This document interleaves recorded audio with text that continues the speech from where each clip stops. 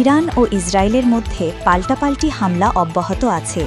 উভয় দেশের নেতারা পরস্পরের বিরুদ্ধে আরও হামলার বিষয়ে সতর্ক করেছেন।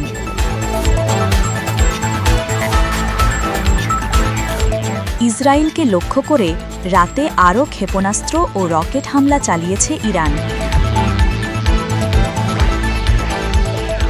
হাইফা, তেল আবিব ও জেরুসালেম লক্ষ্য করে নতুন করে ক্ষেপণাস্ত্রের বহর ছুঁড়েছে।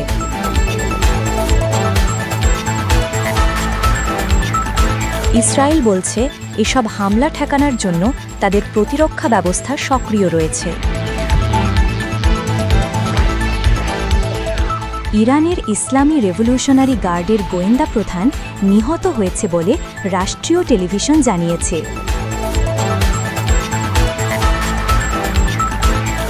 ওদিকে যুক্তরাষ্ট্রের কর্মকর্তারা সিবিএস নিউজকে বলেছেন, প্রেসিডেন্ট ডোনাল্ড ট্রাম্প ইরানের সর্বোচ্চ নেতা আয়াতুল্লাহ আলী খামেনিকে হত্যার ইসরায়েলি পরিকল্পনা আটকে দিয়েছেন।